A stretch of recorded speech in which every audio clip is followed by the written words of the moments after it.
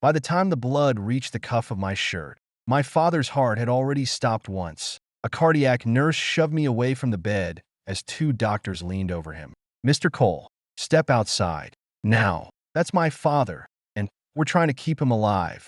The doors closed in my face. Through the narrow glass panel, I saw Dad's body jerk under the paddles. His hospital gown had been cut open. The black surgical marks across his chest were still visible, the marks for the bypass operation he should have received that morning. A doctor called for another shock. The monitor screamed. I pressed both hands against the glass and looked down at the unanswered messages on my phone. Valerie had not come to the ICU. My wife, Dr. Valerie Monroe, was the chief of cardiothoracic surgery at St. Matthew Medical Center. She had been on magazine covers, medical panels, and morning news shows. Reporters called her the surgeon with the steadiest hands in America. That morning, those hands had signed the order canceling my father's heart surgery. She had given his operating room to her first love so she could fix a scar on his chest. What Valerie didn't know was that my 8-year-old daughter had recorded the reason, and that recording would eventually destroy more than her career. 6 hours earlier, Dad had been smiling. Arthur Cole had spent 34 years teaching physics at a public high school on Chicago's South Side. He had survived difficult students, budget cuts, my mother's death, and one disastrous attempt at online dating. But hospitals made him nervous. He sat on the edge of the bed in the cardiac unit, tugging at the loose collar of his gown. "Tell me something honestly, Gavin." I looked up from the consent forms. "What? Do they charge extra if I keep the socks?" I stared at the gray hospital socks on his feet. "They're yours, Dad." "Good. Finally getting something back from my insurance company." He smiled, but his fingers kept rubbing the edge of the blanket. I put the papers down. "You're going to be fine." That sounded rehearsed. It wasn't. "You're a terrible liar." He was right. I had spent the night reading his angiogram report. Even though I already understood most of it, I was a medical device engineer. For the last 7 years, I had designed intraoperative monitoring systems used during high-risk cardiac procedures. The technology allowed surgical teams to detect dangerous changes in blood flow before they became irreversible. I knew what 90% left main coronary blockage meant. I also knew what happened if that artery closed completely. Dad watched my face. "How bad is it?" Before I could answer, Valerie entered with a tablet tucked under one arm. She looked exactly the way the public expected Dr. Valerie Monroe to look. White coat pressed, dark hair pulled back, expression calm enough to make everyone else feel foolish for being afraid. She crossed the room and placed a hand on Dad's shoulder. "Your blockage is serious," she said, "but we found it before the worst happened." Dad raised an eyebrow. "That's the comforting version?" Valerie almost smiled. "The bypass itself is straightforward. Dr. Price will assist me. We've reserved operating room 4, and the perfusion team is ready." "Steadiest? You're doing the surgery?" "Of course. You have the Hale consultation this morning." Her fingers paused on the tablet. It was moved. Dad looked between us. "Who's Hale?" "No one important," I said. Valerie's eyes flicked toward me. Tristan Hale was not no one. He was a Hollywood action star whose face appeared on billboards, streaming service banners, and posters outside every multiplex in the country. He was also Valerie's first serious boyfriend. They had dated during her first year of medical school, before he moved to Los Angeles and landed a role in a cable drama. Valerie used to say Tristan had chosen fame over her. She stopped saying that after we got married. 3 days earlier, he had arrived in Chicago with a private security team and a scar across his chest from a stunt accident. The injury had already healed. His doctors had cleared him to work, but the scar would be visible during a shirtless scene in his next movie. Tristan wanted Valerie to make it disappear. I had asked her why a cardiothoracic surgeon was handling cosmetic scar revision. She had answered, "Because he trusts me." Now she squeezed Dad's shoulder. "You'll be in recovery by early afternoon." Dad nodded toward me. "My son looks more nervous than I am." Valerie turned to me. "His risk is manageable." "Gavin, manageable isn't the same as safe. No surgery is completely safe." Her voice stayed even, but her jaw tightened. Valerie hated being questioned in front of patients. Even when the patient was my father. Dad reached for my wrist. "Your wife has operated on senators and CEOs. I think an old physics teacher should be easy." "You're not an old physics teacher," I said. "You're my father." A nurse entered and checked his wristband. "All right, Mr. Cole, we're going to start the pre-op medication." Dad picked up the tablet on his bedside table. Maya wanted to see me before surgery. My daughter's face appeared on the screen seconds later. Grandpa. Dad brightened. There's my favorite grandchild. I'm your only grandchild. That's how you keep the top spot. Maya giggled. Valerie leaned into view. Hey, sweetheart. Mom, are you fixing Grandpa's heart? Yes. Promise? Valerie didn't hesitate. I promise. I remembered that word later. At the time, I believed her. A transport nurse arrived 20 minutes later. Dad had already been given a mild sedative. His chest had been shaved and marked. The surgical team's initials were written beside the incision line. He kept the video call connected while the nurse adjusted his fore. Maya says she wants to record my last words before surgery. He told me. Maya frowned from the screen. Not last words. Just a video. Much less dramatic. The nurse laughed. Then another nurse appeared in the doorway. Rachel Kim had worked with Valerie for nearly 4 years. She was experienced, efficient, and normally impossible to rattle. That morning, she looked like she had been ordered to walk into traffic. She stepped beside the gurney. Mr. Cole, there's been a change. Dad blinked slowly. What kind of change? Rachel glanced at me. Your procedure has been postponed. I thought I had misheard her. Postponed? Yes. Until when? She pressed her lips together. Thursday morning. It was Monday. Dad pushed himself up on one elbow. My doctor said the artery could close at any time. Rachel lowered her voice. We'll continue medication and monitoring. That wasn't my question. I said. Her eyes moved toward the hallway. Another case was classified as an urgent surgical priority. What case? I'm not authorized to discuss another patient. I stepped closer. My father is dressed for surgery. His chest is shaved. The bypass team is here. You don't cancel that because someone else suddenly needs stitches. Gavin. Dad murmured. I ignored him. Who made the decision? Rachel's silence answered me. Then Valerie's voice carried from the hall. Move the plastics team into or for. Tristan doesn't need a full cardiac setup, but I want anesthesia ready in case the revision is deeper than expected. Dad's face changed. The tablet remained propped beside his pillow. Maya still connected to the call. Another doctor asked, What about Arthur Cole? Valerie answered without lowering her voice. His vitals are stable. His surgery can wait. There was a pause. Then she added, Tristan's face and body are his career. Rachel closed her eyes for half a second. Dad stared at the doorway. Maya's voice came through the tablet. Mom? Valerie kept walking. She never heard her. I pulled out my phone and called her. No answer. I called again. She declined it. Dad reached for my sleeve. Don't do anything stupid. She canceled your bypass. I heard. For his scar. His hand tightened. Get another surgeon. I will. Then do that. Don't waste time fighting with her. I turned to Rachel. Keep him here. Mr. Cole. Keep him on telemetry. Don't move him to a regular floor. His left main artery is critically blocked. Rachel looked toward the hallway again. I'll speak to Dr. Price. I was already moving. Valerie's office was on the surgical administration floor. Her assistant stood when I approached. Mr. Cole, Dr. Monroe is in a consultation. I know. She asked not to be interrupted. I pushed the door open. Tristan Hale stood beside a wall-mounted medical display with his shirt unbuttoned. The scar ran diagonally across the left side of his chest. It was raised and pale, but fully closed. No bleeding, no infection, no threat to his life. Valerie stood close to him, using a digital pen to circle sections of the image. If we release the tension here, she said, the line should lie flatter under direct lighting. Tristan looked at the screen. The studio wants it invisible. No surgeon can promise invisible. You can get close. He smiled at her. It was the kind of smile men used when they already knew the woman wanted to impress them. I slammed the door. Valerie spun around. Gavin, why is my father still downstairs? Her expression hardened almost immediately. This is a restricted consultation. Then restrict him from my father's operating room. Tristan slowly buttoned his shirt.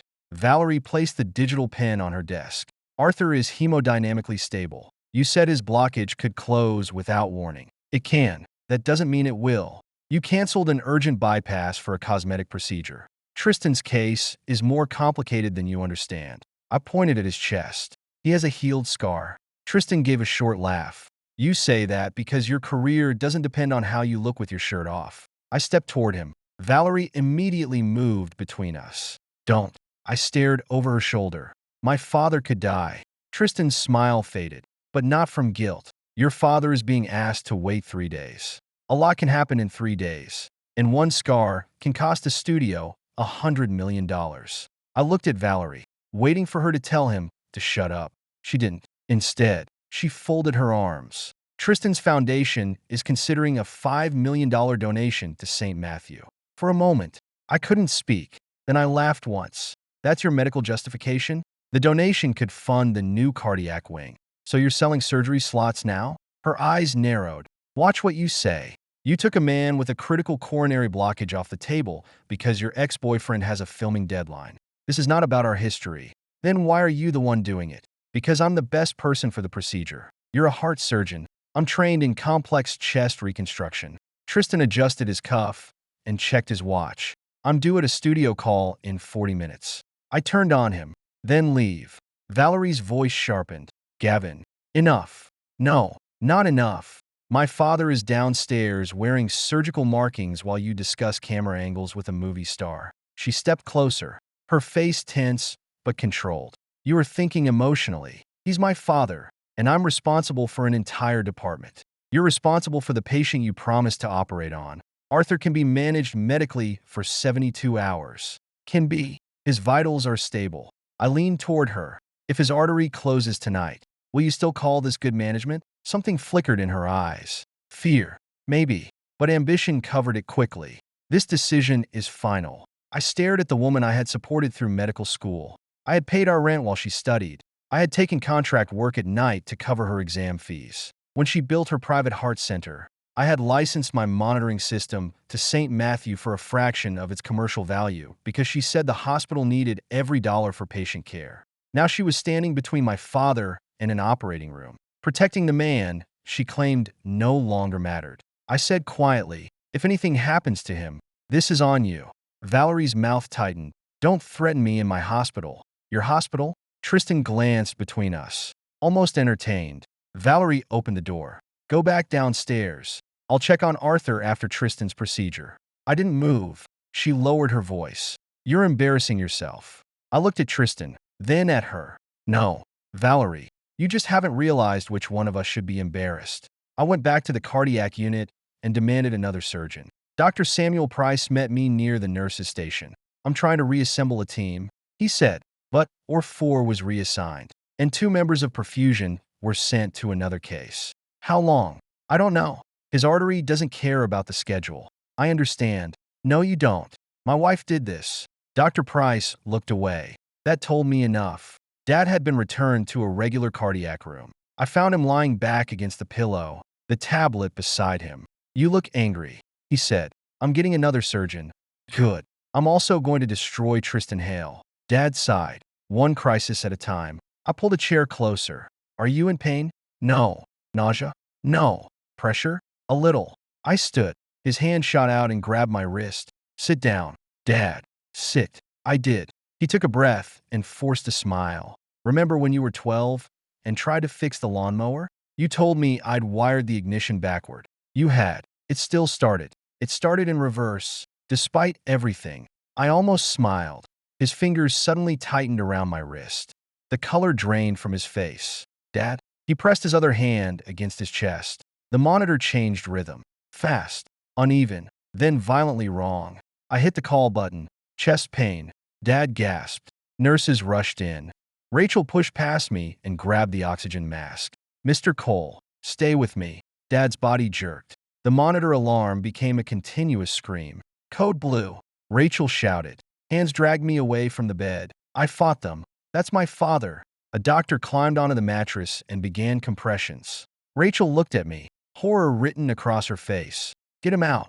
The doors closed. My phone vibrated. A message from Valerie appeared on the screen. Tristan's procedure went perfectly. Stop making this harder than it needs to be. Behind the glass, the doctor raised the paddles.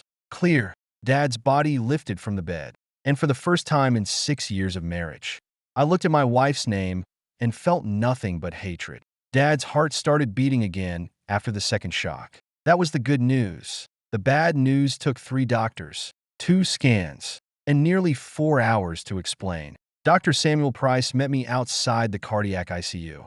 His surgical cap was still on, and a dark crease ran across his forehead where the elastic had pressed into his skin. Valerie stood beside him. She had changed out of her operating gown. Her hair was neat again, not a trace of Tristan Hale's blood or my father's that was visible on her white coat. Dr. Price held a tablet against his chest. Arthur suffered an acute myocardial infarction caused by complete occlusion of the left main coronary artery.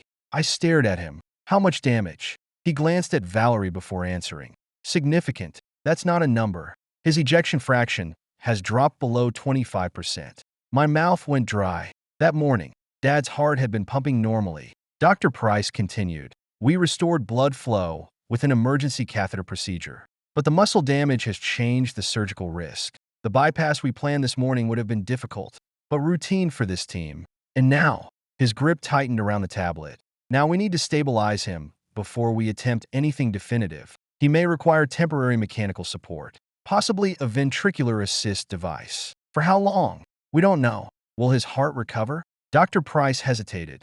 Valerie stepped forward. Gavin, no one can give you certainty right now. I turned toward her. No one asked you.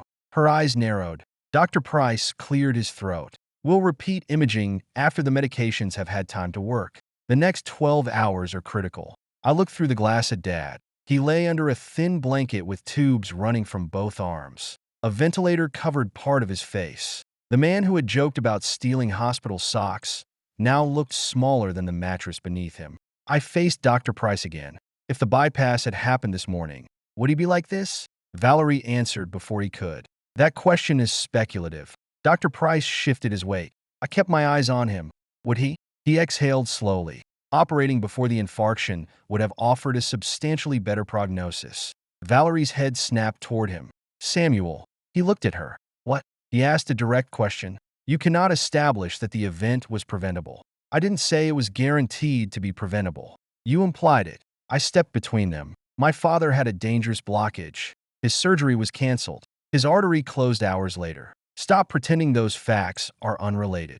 Valerie lowered her voice. Not here. Where would you prefer? Your office? Maybe Tristan can join us. Dr. Price looked away. Valerie seized my elbow and pulled me several steps down the hall. I ripped my arm free. Don't touch me. Her lips pressed into a line. I understand that you're angry. You don't understand anything. I understand medicine.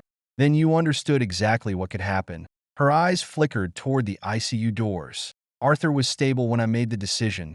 You promised Maya you would fix his heart. Do not bring our daughter into this. She was watching when you canceled his surgery. Valerie's face changed, but only for a second. Then she straightened. Complications happen. Gavin, even when every decision is medically appropriate. Appropriate? Yes. You gave an operating room to a healthy actor. Tristan was not healthy. He had a scar. He had post-traumatic tissue damage. He walked into your office under his own power.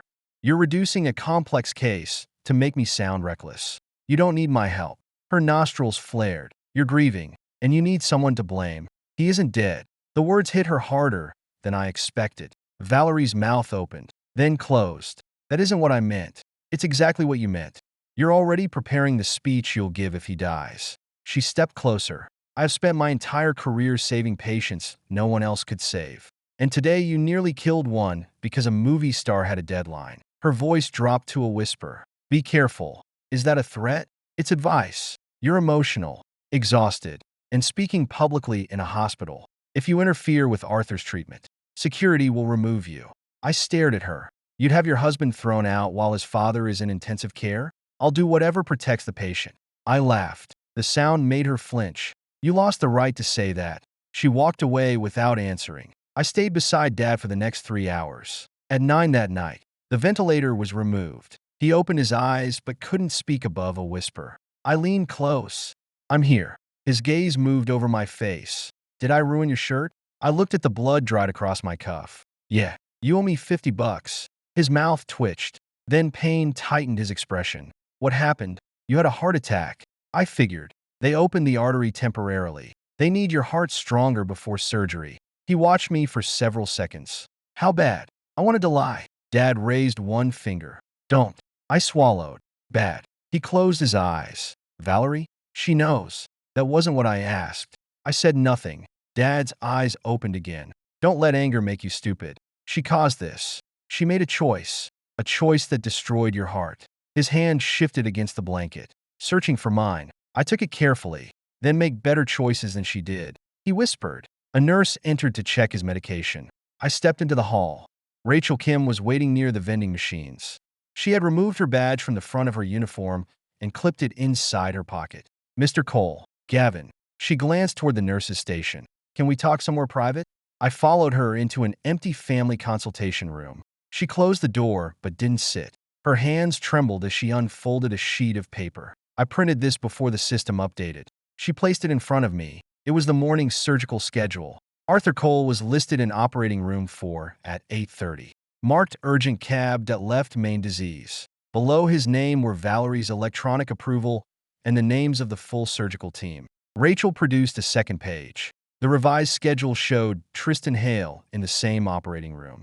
His procedure was labeled emergency post-traumatic chest reconstruction. Arthur's surgery was gone. I looked up. Emergency? He wasn't an emergency. I know. No. Rachel shook her head. I mean, there was no emergency assessment. No ER intake. No trauma activation. He came through executive admissions. She rubbed her palms against her scrub pants. After your father coded, Dr. Monroe called the charge nurses into her office. What did she say? Rachel hesitated. Tell me. She said the schedule change had been misunderstood. She told us to document that your father expressed fear about surgery and requested more time. My fingers tightened around the paper. He never requested that. I told her that. What did she say? Rachel looked down. She said patients say things under sedation they don't remember later. He wasn't sedated when she canceled it. I know. Then why would anyone write that? Because she ordered us to. The words came out fast, as if Rachel had been holding them inside for hours. She told medical records to remove the original scheduling note. She said all questions had to go through her office. Then she changed Tristan's classification so the operating room reassignment would look medically justified. Did anyone refuse? One resident did. She removed him from the service. I stood. We need to report this. Rachel grabbed my sleeve. Not yet. I looked at her hand until she released me. If you confront her now, she'll know I gave you those pages. She already knows I'm not going to let this go. You don't understand how much control she has here. Promotions, evaluations, surgical privileges that she can destroy a nurse without raising her voice. My father's in intensive care because everyone was afraid to tell her no. Rachel recoiled. I regretted it immediately, but I didn't take it back. Her eyes filled. You're right. She sat down and pressed both hands over her face. I should have stopped them from moving him. You couldn't reassign an operating room. I could have called the ethics officer. And would they have overruled the chief of surgery in time? She didn't answer. I folded both schedules and slipped them inside my jacket. Don't delete anything. Emails, texts, shift notes. Save all of it. Rachel stared at me. Are you suing the hospital? I don't know yet. That was a lie. By then, I knew exactly what I was going to do. When I got home after midnight, Maya was asleep on the couch with Dad's tablet hugged against her chest. Our neighbor, Mrs. Donnelly, stood when I entered. How is Arthur? Alive. Her shoulders dropped in relief. Maya refused to go to bed until you came home. I thanked her and carried my daughter upstairs. As I lowered her onto the bed, she opened her eyes. Dad, I'm here. Is Grandpa okay? He's very sick, but the doctors are helping him. She sat up. Mom didn't fix him. The way she said it made my chest tighten. No. Why did she lie? You sat beside her. Sometimes adults make selfish decisions and then tell themselves they had a good reason. Maya looked down at the tablet. I saved the video. What video? My call with Grandpa. She tapped the screen. I wanted to keep the joke he made before surgery. Grandpa said I could show it at school if he got famous. Maya, what exactly did you save? The whole thing. She opened the recording. At first, it was harmless. Dad joked about hospital socks. Maya told him not to die because he still owed her a trip to the Field Museum. Then Rachel entered. The recording captured her telling Dad the operation had been postponed. It captured Dad asking if another patient was dying, and it captured Valerie's voice outside the doorway. Clear, calm, unmistakable. His surgery can wait. Tristan's face and body are his career. Maya looked at me. That's Mom. I know. The recording continued. The tablet had remained connected while Dad was transported back to his room. The screen shook, showing ceiling lights, passing nurses, and pieces of conversation. Then Valerie's voice returned. Remove the original scheduling note. Rachel answered. Dr. Monroe. The family didn't request a postponement. Then document that Arthur expressed hesitation. He didn't. Valerie's shoes stopped beside the gurney. Her face appeared briefly at the edge of the frame. I'm not losing a $5 million donor because you suddenly developed a conscience. My breathing stopped. Another voice entered the recording. Tristan, I need this done today. Don't let that old man interfere with the production schedule. Valerie replied, he'll be fine for 72 hours. The video ended 12 minutes later when the connection dropped. Maya watched my face. Dad, I closed the file. Did Mom make Grandpa sick? There are moments when a father is supposed to have the right words. I had none. I pulled her against me. Your mom made a terrible decision. What happened after that is not your fault. I didn't say it was my fault. You're thinking it. She began to cry against my shirt. I heard Grandpa ask for help. You were 8 miles away. I could have called you. You're 8 years old. You did nothing wrong. I held her until she fell asleep. Then I copied the recording. I saved it to my encrypted work server, 2 external drives, and a cloud account Valerie didn't know existed. At 6 the next morning, I called Daniel Mercer. Daniel was a medical malpractice attorney who had represented one of my former engineering clients after a hospital tried to blame a device failure for a surgical mistake. He listened without interrupting. When I finished, he said, "Do not send the video to the press. That wasn't my plan. It should not become your plan until we secure the underlying records. I have copies of the schedules. Copies can be called fake. We need server logs, metadata, internal messages, access records, billing codes, security footage, and every version of Arthur's chart. They're already changing it. Then we moved today. We met in his office 3 hours later. Daniel watched the recording twice. The second time, he paused after Valerie's instruction to alter the chart.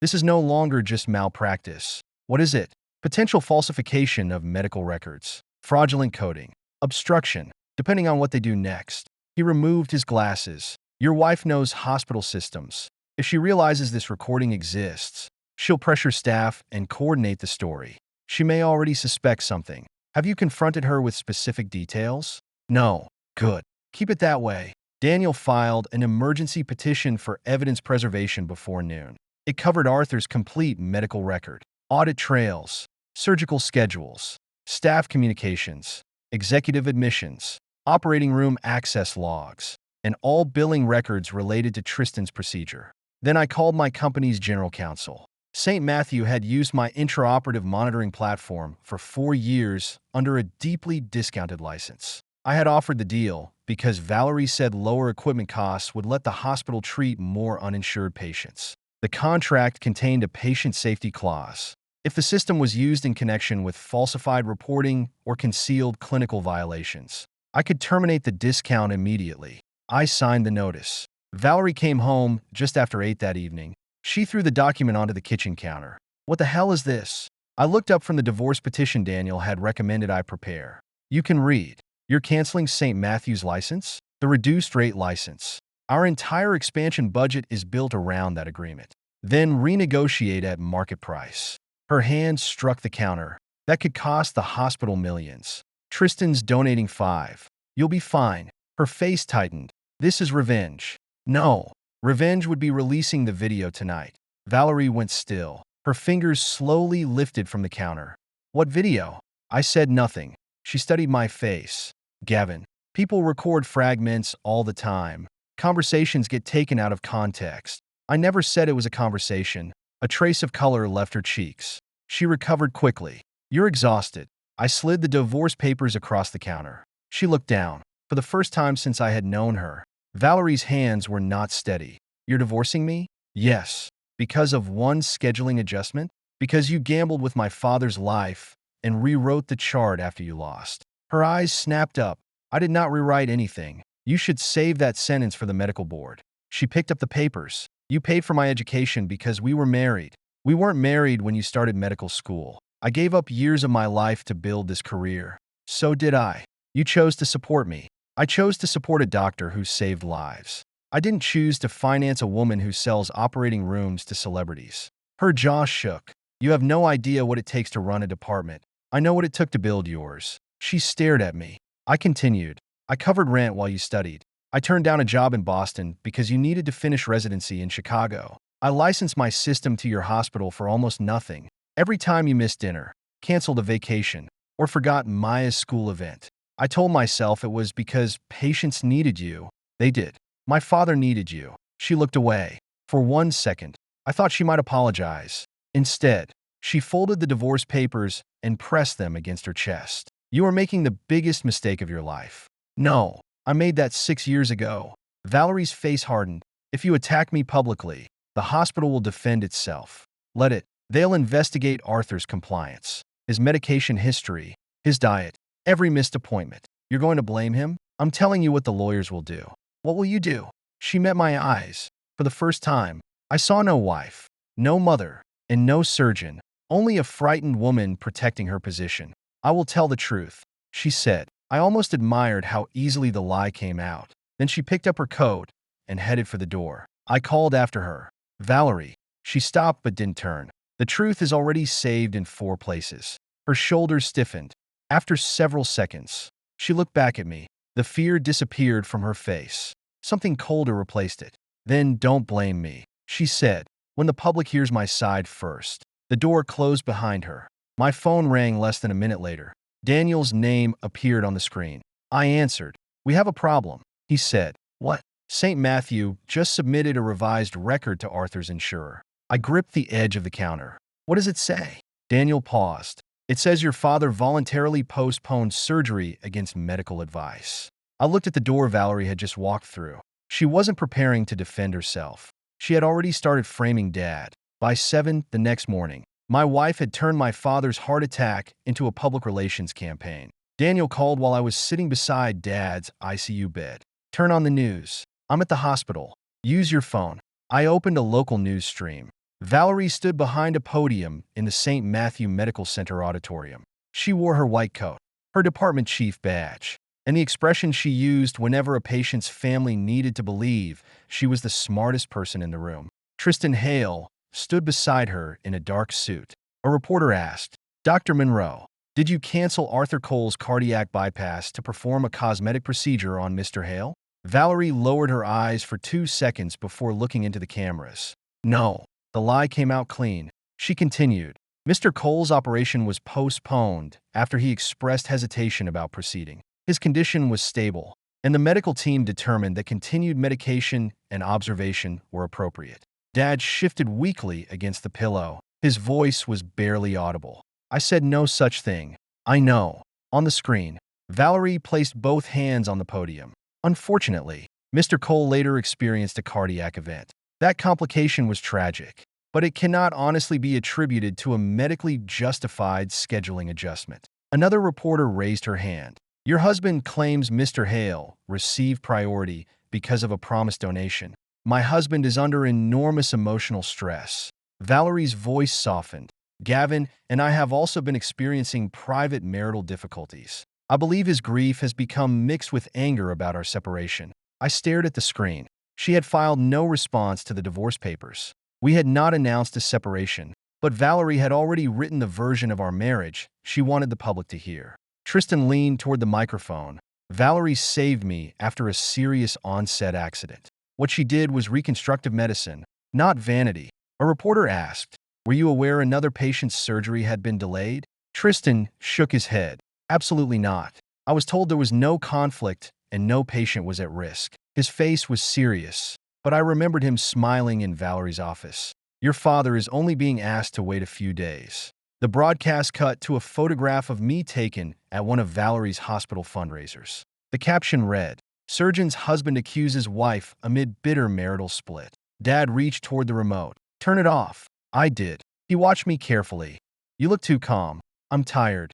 No. You looked tired yesterday. Today you look like you're planning something. I leaned forward. She blamed you.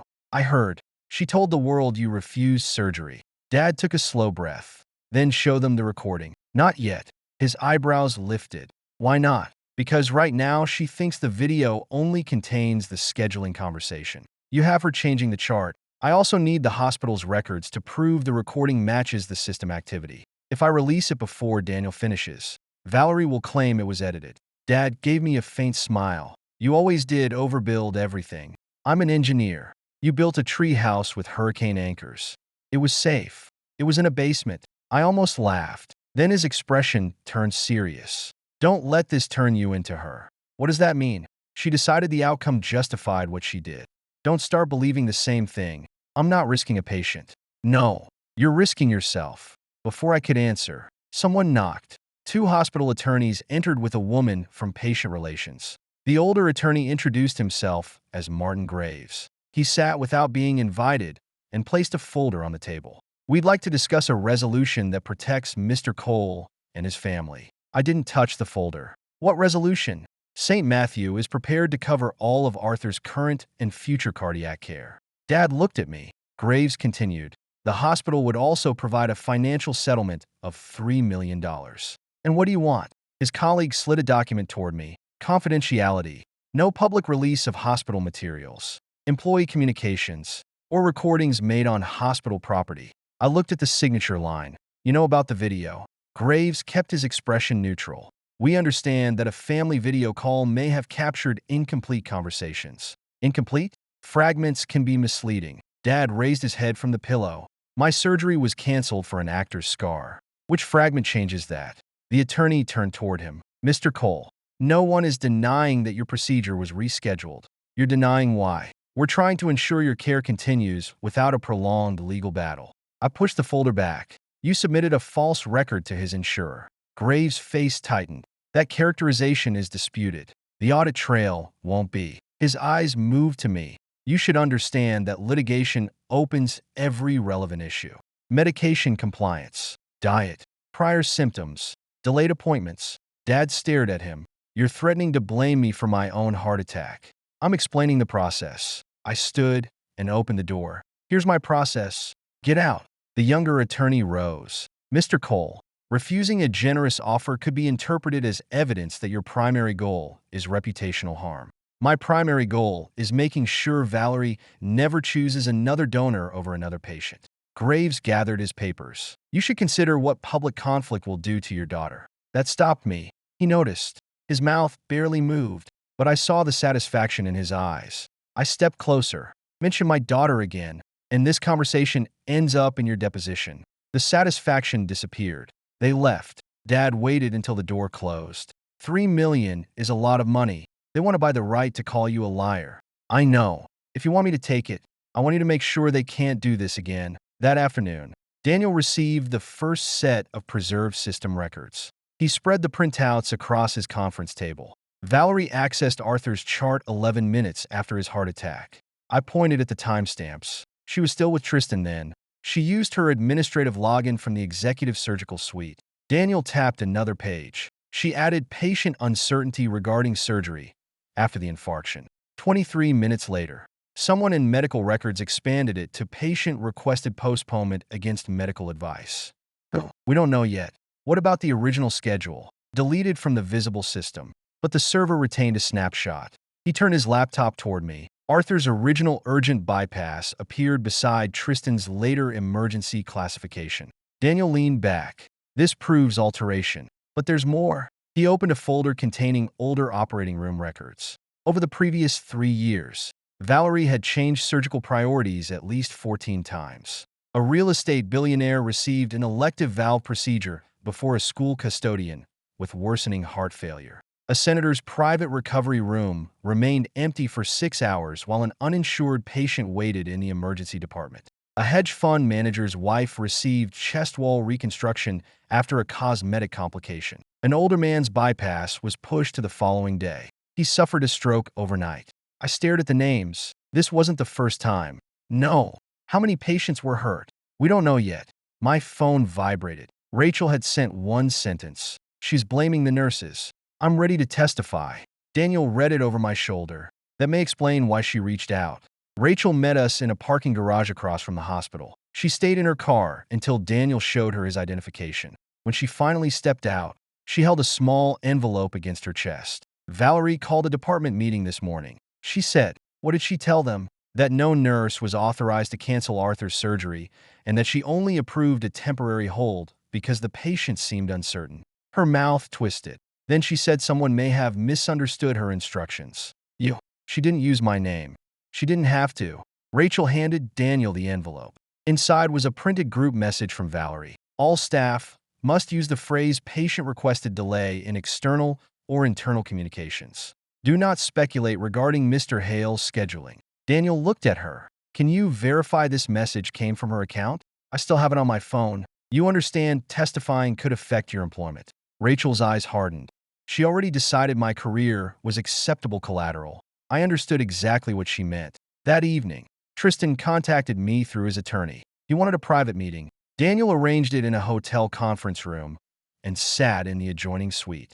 Under his instructions, I placed my phone on the table and began recording. Tristan arrived 10 minutes late. He took off his sunglasses and looked around. No lawyers? You asked to talk to me. He sat across from me. Let's stop pretending this is about medicine. My father's attached to a cardiac support pump, and I'm sorry about that. You don't look sorry. He leaned back. Valerie made the decision. Gavin, not me. You pressured her. I asked her to keep an appointment. You told her not to let an old man affect your shooting schedule. His fingers stopped tapping the table. I never said that. You remember the exact sentence? His jaw tightened. I remember you acting like a lunatic in her office. I folded my arms. What do you want? To keep my name out of whatever marital war you're starting. This stopped being marital when Dad's heart stopped. Tristan slid a business card toward me. A number was written on the back. $5 million. Valerie can make the hospital settlement happen. He said, my foundation can add to it. You and your father walk away, financially secure. And you keep your movie. My movie employs 800 people. There it is again. What? You always find a crowd to hide behind. His eyes narrowed. You think releasing a recording makes you powerful? No. It'll make you famous for a week. Then my attorneys will bury you in lawsuits until your daughter has grandchildren. I smiled. Tristan leaned forward. What's funny? You just confirmed you remember the recording. His face went still. I picked up the business card and tore it in half. Meeting's over. He stood so quickly the chair struck the wall. You have no idea who you're fighting. I looked up at him. A man who needed my wife to remove a scar because he couldn't survive being less than perfect. His fist tightened, but he walked out.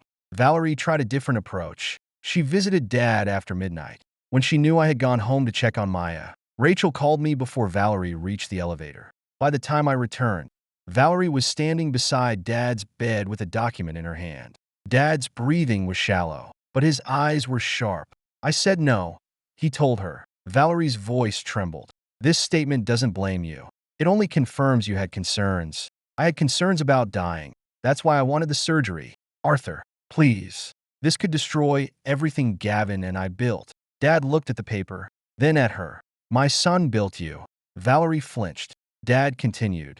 He paid your bills. He gave your hospital his technology. He raised your child while you collected awards. That's not fair. No. Fair would have been letting me keep the surgery you promised. I stepped into the room. Get away from him. Valerie turned. Her eyes widened, then hardened. You had Rachel call you? I told her not to let anyone pressure Dad. I'm his surgeon. You're the reason he needs a machine to stay alive. She crushed the unsigned statement in one hand. You're turning everyone against me. No. You're running out of people willing to lie for you. Tears gathered in her eyes. Do you enjoy this? Enjoy what? Watching me lose everything. I looked at Dad's support lines. You haven't lost anything compared to him. She wiped her cheek angrily. The board confirms my appointment as chief medical officer tomorrow. Once that happens, I'll have the authority to protect Arthur's treatment and resolve this without outsiders tearing the hospital apart. You mean you'll control the investigation? I mean I can prevent one tragedy from destroying an institution that saves thousands of lives. You still think you're the institution. Her shoulders straightened. After tomorrow, if you attack me, you attack Street Matthew. I stepped closer. Tomorrow is exactly why I waited. The next morning, I entered the hospital's executive boardroom carrying Dad's tablet in my briefcase. Valerie stood at the front beneath a screen displaying her name and new title. Board members applauded. Tristan appeared on a live video feed from Los Angeles. Valerie saw me at the back of the room. For a moment, fear crossed her face. Then she smiled. She thought I had come to accept the settlement. I sat down, placed the tablet on the table, and waited for her to begin her speech about medical ethics. Valerie began her promotion speech with the word trust. Medicine depends on trust, she told the board. Patients place their lives in our hands, and we must never allow money, influence, or personal pressure to affect clinical judgment. I almost admired her nerve. Almost. The boardroom held 12 directors, 3 hospital attorneys, and several department chiefs. Valerie stood behind the podium with her shoulders straight and her hands resting calmly beside her prepared remarks. On the screen behind her, Tristan smiled from a private studio in Los Angeles. The board chairman, Harold Whitmore, nodded toward him. "Mr. Hale, we appreciate your foundation's generosity." Tristan adjusted his jacket. "St. Matthew gave me exceptional care. Once Dr. Monroe's appointment is confirmed, the Hale Foundation intends to finalize its $5 million commitment." Several board members applauded. Valerie smiled at the camera. "Then I stood. Will the new cardiac wing treat sick patients before or after the celebrities are finished?" Every head turned. Valerie's fingers tightened around the podium. "Gavin, this is not the appropriate forum. It became the appropriate forum when you gave a speech about trust." One hospital attorney moved toward me. Harold raised a hand. "Mr. Cole, this is a closed meeting." Daniel entered behind me carrying a legal folder. He placed a court-stamped document on the table. "This is an evidence preservation order covering all records related to Arthur Cole, Tristan Hale, in the cardiac surgery department." The attorney stopped walking. Valerie looked at Daniel, then at me. "Security," she said. 2 guards approached. Harold glanced at the order. "No one removes anyone until I understand what's happening." Valerie stepped away from the podium. "This is a marital dispute. Gavin is attempting to disrupt hospital governance because I filed for separation." "You didn't file anything," I said. "You announced it on television after I served you divorce papers." Her face tightened. One board member leaned toward Harold. "Was the board informed about a divorce?" "No," Harold said. Valerie lifted her chin. "My personal life has no relevance to my qualifications. You made it relevant when you called me a jealous husband." I removed Dad's tablet from my briefcase. Valerie's eyes locked onto it. For the first time that morning, her hands moved. She clasped them together. "Gavin, don't do this. You already did it." I connected the tablet to the boardroom screen. The first image showed Dad in surgical preparation, dressed in a hospital gown with markings across his shaved chest. Maya's voice came through the speakers. "Are you scared, Grandpa?" "A little," Dad answered. "But your mother has the steadiest hands in Chicago." No one moved. Then Rachel entered the frame. "Mr. Cole, your procedure has been postponed." Dad pushed himself up. "My doctor said the artery could close at any time." A board member turned toward Valerie. She spoke quickly. This was recorded without full clinical context. I let the video continue. Dad asked, "Is someone dying?" Valerie's voice came from outside the doorway. "His surgery can wait. Tristan's face and body are his career." The silence that followed felt heavier than shouting. Tristan's smile disappeared from the video feed. Valerie pointed at the screen. That sentence referred to scheduling flexibility. "Arthur was stable. Keep watching," I said. The tablet camera shook as Dad's gurney moved through the hall. Rachel's voice appeared again. "The family didn't request a postponement," Valerie answered. "Then document that Arthur expressed hesitation." "He didn't." Valerie's face appeared briefly at the edge of the recording. "I'm not losing a $5 million donor because you suddenly developed a conscience." Harold slowly removed his glasses. A board member whispered, "Jesus." Valerie took one step backward. "That recording has been edited." Daniel opened his folder. The original file has been preserved with device metadata. The timestamps correspond with the hospital's hallway cameras and electronic chart access logs. Tristan leaned toward his camera. "I was not present for any discussion about medical records." His own voice came through the boardroom speakers seconds later. "I need this done today. Don't let that old man interfere with the production schedule." Valerie answered in the video. "He'll be fine for 72 hours. Tristan reached toward something off-screen. His feed went black. The words "connection ended" appeared behind Valerie. Her first love had abandoned her before the video finished. She stared at the empty screen. Then her expression broke.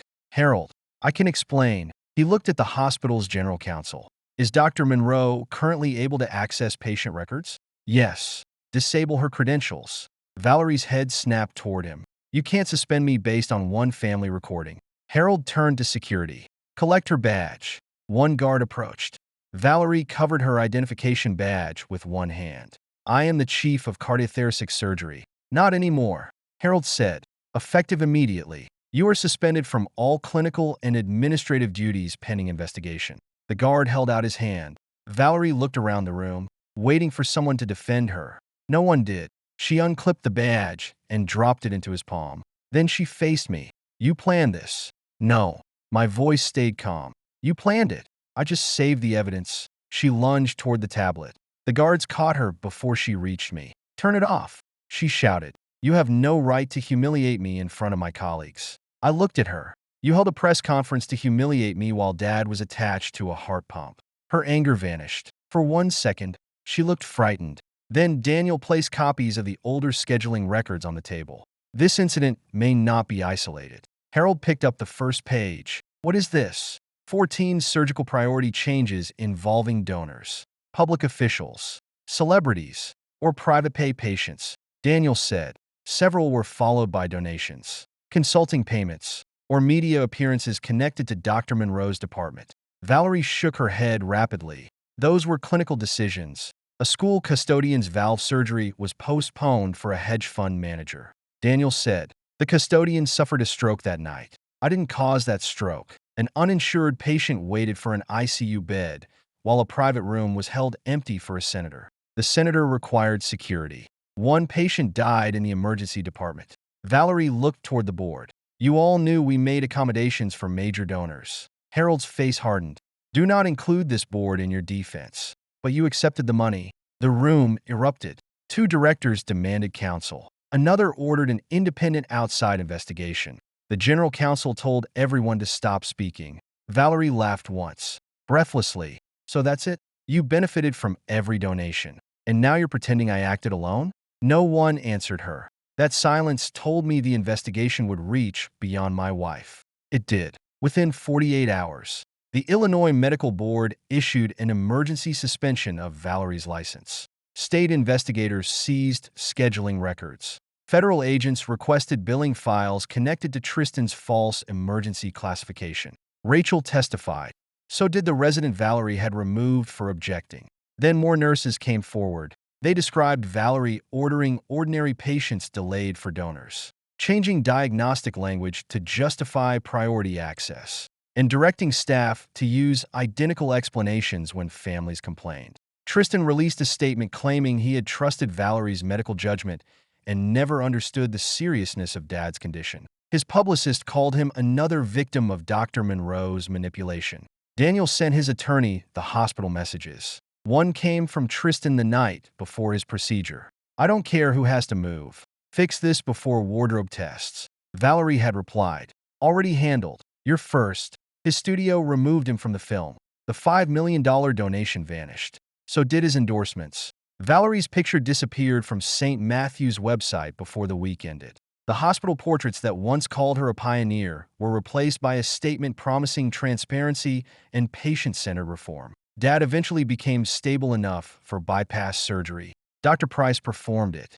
The grafts worked, but the heart attack had destroyed too much muscle. Dad needed a ventricular assist device to help his heart pump blood. When he woke after surgery, he touched the equipment line running beneath his shirt. So this is permanent? Dr. Price pulled a chair closer. We hope your heart improves, but you should prepare for long-term support. Dad nodded without speaking. After the doctor left, I sat beside him.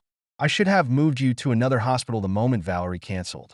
Dad turned his head toward me. You tried. Not fast enough. You had hours to solve a problem your wife created in minutes. I knew the risk, and you believed a respected surgeon wouldn't deliberately gamble with my life. I looked away. Dad tapped the bed rail. Gavin. I met his eyes. This belongs to her. He said, don't carry it for her. Months later, Valerie appeared before the medical board. She wore a plain gray suit, no white coat, no hospital badge, no reporters calling her a genius. Her attorney described the scheduling changes as difficult administrative choices made to secure funding for future patients. Valerie claimed she had been under pressure to expand the cardiac center. The board asked why she falsified Dad's record. She answered, I was trying to prevent panic while we reviewed the event.